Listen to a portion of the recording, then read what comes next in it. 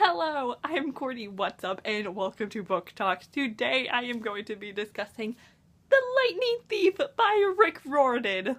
So if you didn't know already, I am rereading the PGO series this summer because it's been almost 4 years since I read this series for the very first time, and I haven't reread any of the books, which is not okay. Like, I can't believe I'm now just rereading these books because, you know, I'm Percy Jackson trash, but I'm finally rereading the Percy Jackson the Olympian series, and I'm so glad I made the decision because rereading this book was so much fun. If you have never heard of Percy Jackson before, like, are you living under a rock? This is the only thing I talk about because Percy Jackson is my favorite series of all time. It got me into reading and into BookTube, and I seriously wouldn't be where I am today if it weren't for this series. Like, this series shaped me into the person I am today, honestly.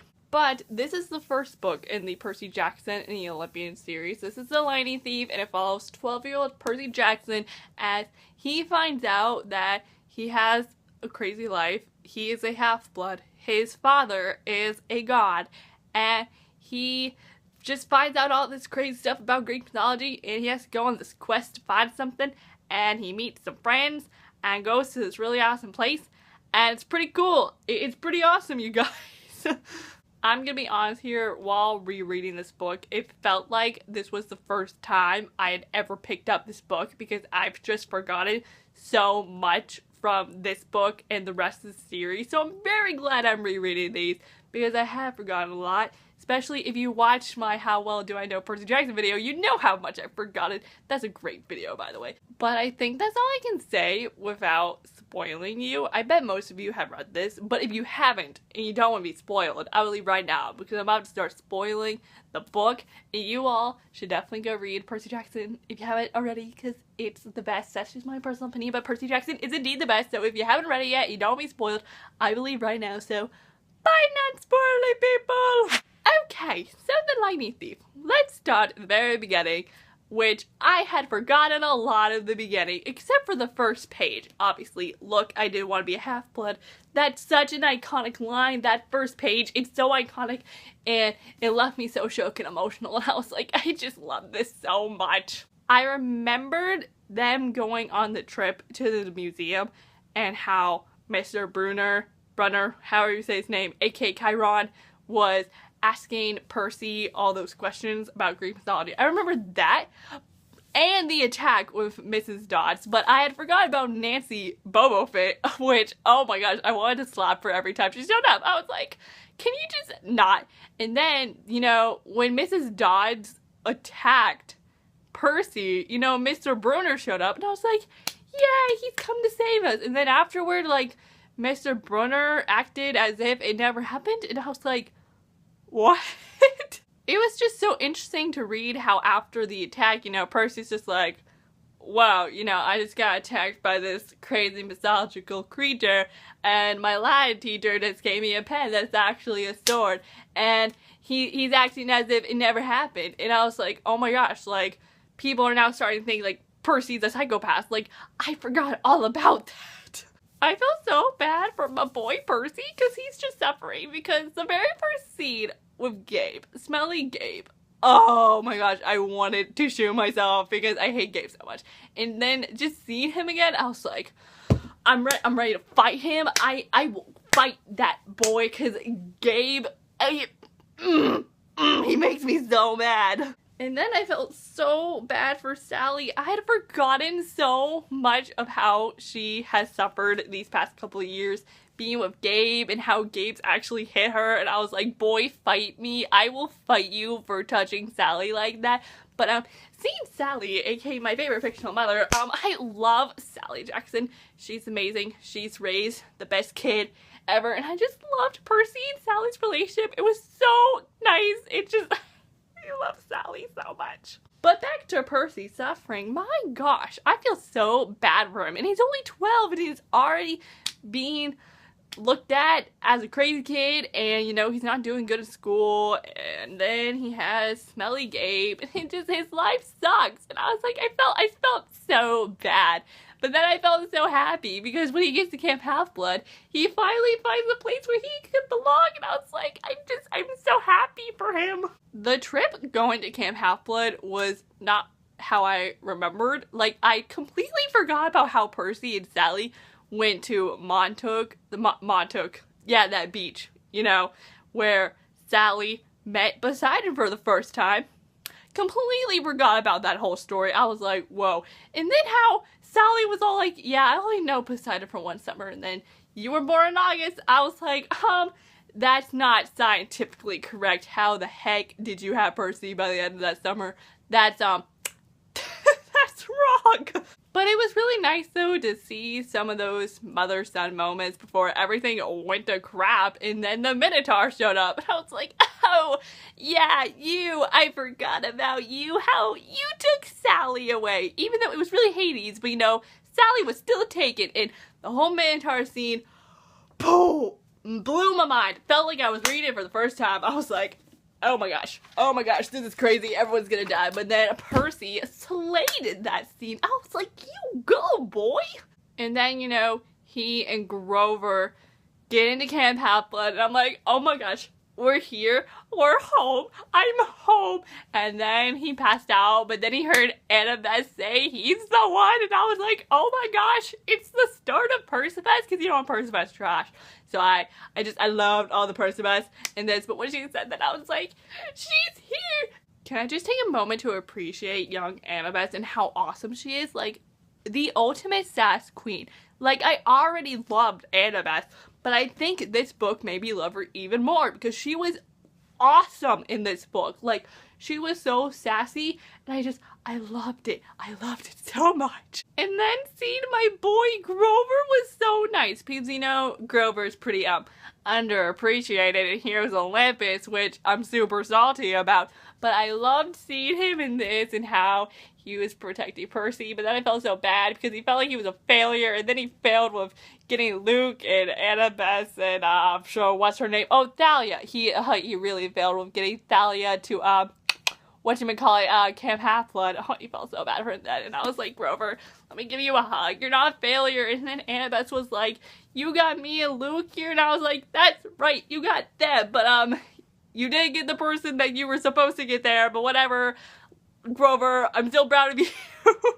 One of my favorite scenes in this book was when they're going to the underworld and the Chiron guy's just like, so how'd you all die? And Grover goes, we drowned in a bathtub. And the Chiron guy's just like, all three of you? And Grover goes, it was a big bathtub.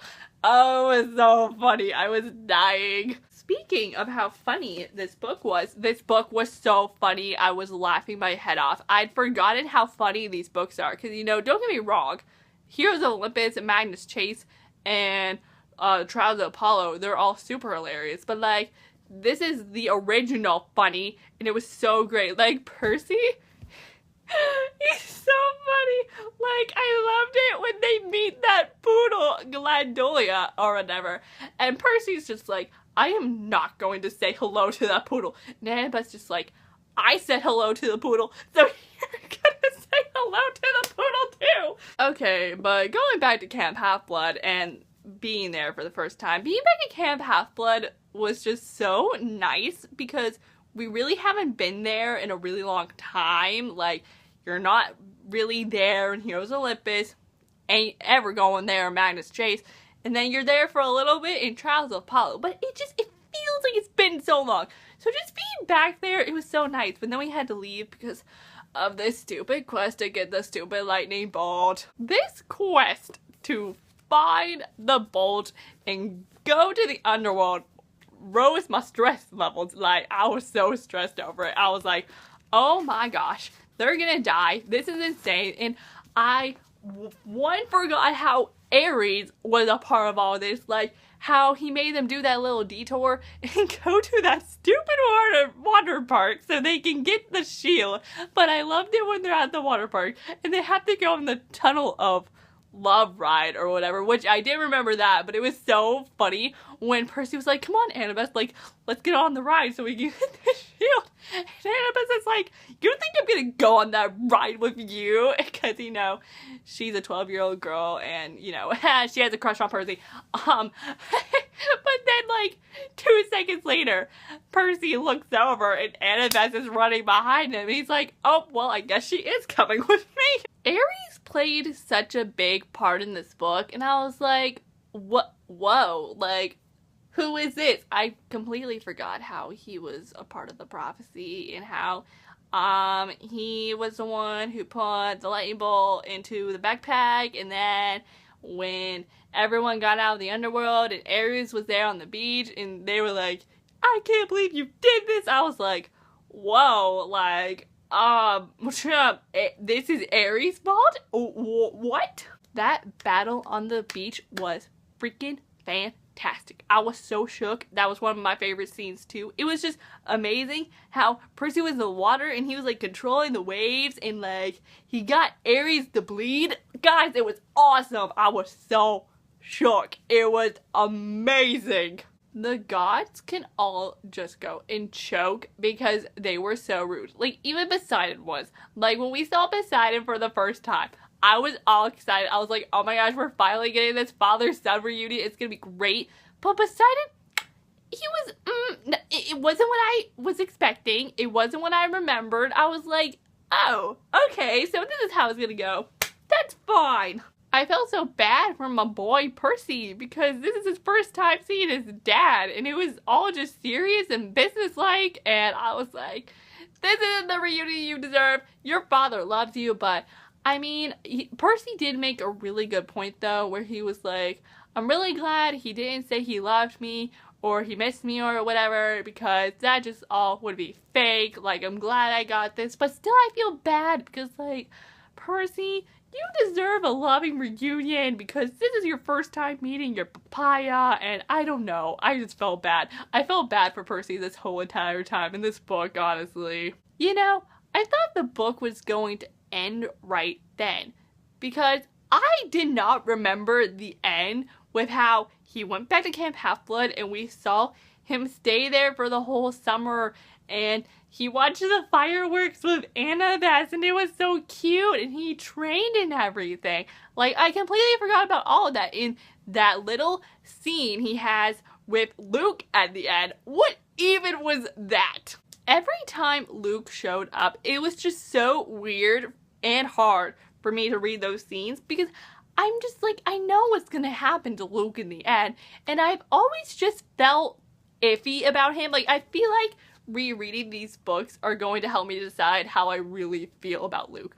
But honestly, there were points in this book where I was just like, but he's so nice and he's being a friend to Percy, like, maybe it's not gonna be Luke, you know, maybe things will be different. But no, there was that scene in the end and Luke was like, I'm the one who stole the Master Bolt in the Helm of Darkness. That was when my hate for Luke started coming back, when they were in the woods and Luke started talking all this crazy nonsense, and then he was like, oh yeah, I stole the Master Bolt and the Helm of Darkness and I want to start a war and serve Kronos. And I was like, you fool!